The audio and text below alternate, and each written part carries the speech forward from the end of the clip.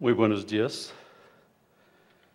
Me gustaría tanto poder hacer mi presentación solamente en español, pero he tenido que cambiarla mucho ayer por la noche y por eso escribo mucho más fácilmente en inglés. Si mi esposa colombiana supiera eso, me matará. Pero nadie la conoce, no hay riesgo. Señoras, ladies and gentlemen, I will not go through the names. I have not noted all of them. Of course, Cesar, Jane, Carlos, Cesar Chavez, Carlos Reyes, que es en la sala. Directors of National Green Building Council, dear colleagues. It's really a great pleasure for me being here in the name of UNEP and UNEP SBCI. We appreciated very much this invitation to be an active participant in this international congress, bringing together all green building councils of the Americas, and as we have seen now in the slide from Jane, as a region, proportionally speaking, you are the one that is best covered in terms of green building councils. This is for us an excellent opportunity to listen to your achievements and plans, and also to assess together the next steps for effectively putting green building or sustainable building high on the national and regional agendas, public and private, and ensure together a transformative change of the policies, the practices, the market, the industry, and the building consumption and production patterns. Thanks or because of the financial crisis 3 years ago, spotlight was put on the buildings and the great opportunities for energy efficiency, renewable energy, energy savings, and reduction of CO2 emissions. We do have a higher awareness around the world about this challenging issue. But compared to the increasing challenges, we can say that unfortunately little has been done. There are, however, very good practices all over the world. And our common task will be to keep on innovating and to make these best practices known and replicated. But as you are all aware, green building or sustainable building is not just a technical issue. It has economic, environment, and social implication, as Jane was also putting it before. On the economic front, UNEP has recently released the Green Economy Report, including chapters on buildings and on cities, looking on how to establish the pathway to sustainable development and poverty eradication. Among the conclusions, I will not give you all the details. Construction of new buildings and retrofitting can achieve significant savings. In combating climate change alone, the economic benefit of investing in green building is supported by low or even a negative cost. In developing countries, the economic benefit is even greater. Investing $90 billion in energy efficiency would reduce energy expenditure by $600 billion. 500 billion, 600 billion here, and a few trillion there. As they say, sooner or later, this could add up to real money, not just theories. Building efficiency also had the highest ranking against all other sectors in the category of domestic multiplier and job creation. This isn't the conclusion of an environmental agency promoting greener or sustainable practice. It is from a financial institution analyzing return on investment and economic potential. I'm referring to the recent analysis of HSBC. Let me turn to the environmental elements of sustainable building.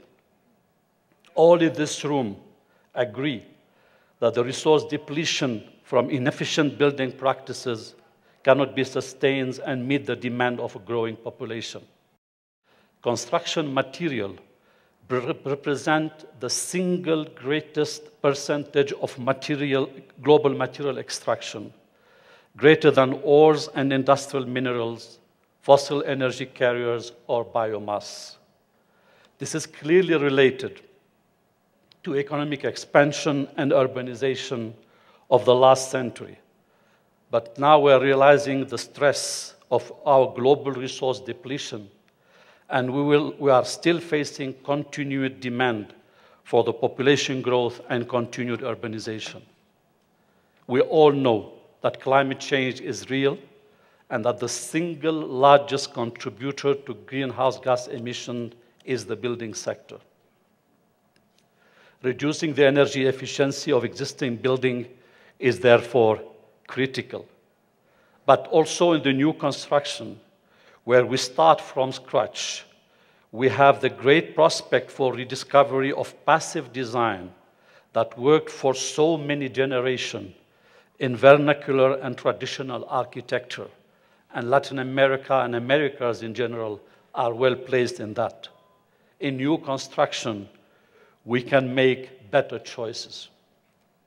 We have the great prospect for innovation and new technology in new construction. Reducing the current consumption levels and assuring we do not construct new buildings with high consumption levels for decades to come can be achieved today.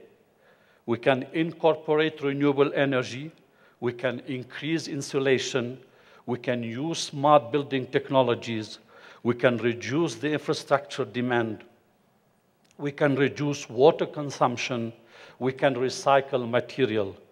All of this, we know how to do it today. We're just not doing it enough. Decoupling green economy, resource efficiency, energy efficiency, and economic growth. All these are important issues.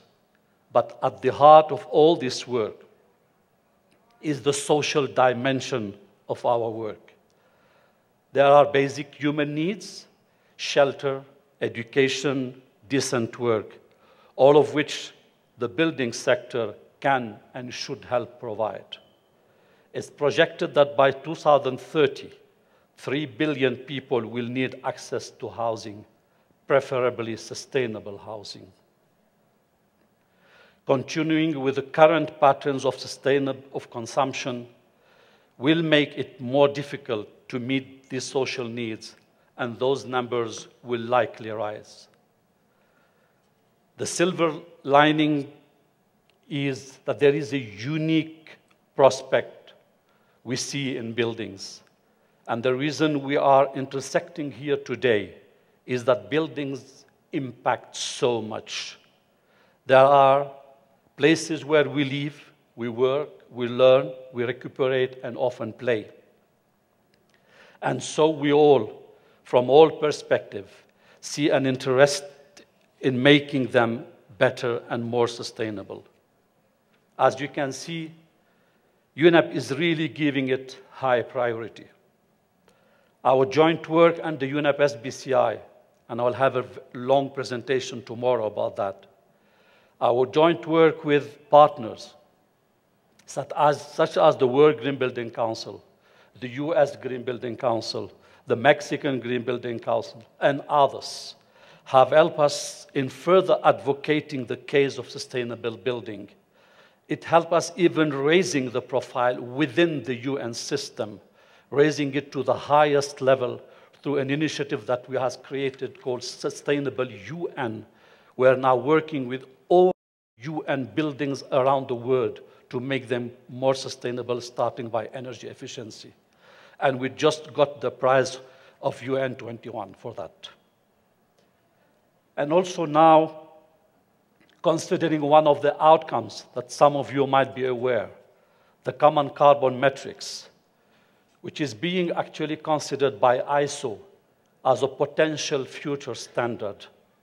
And they will need 3 years preparation for that. So this joint work is paying off. Finally, we have all done a lot. But the challenges remain enormous.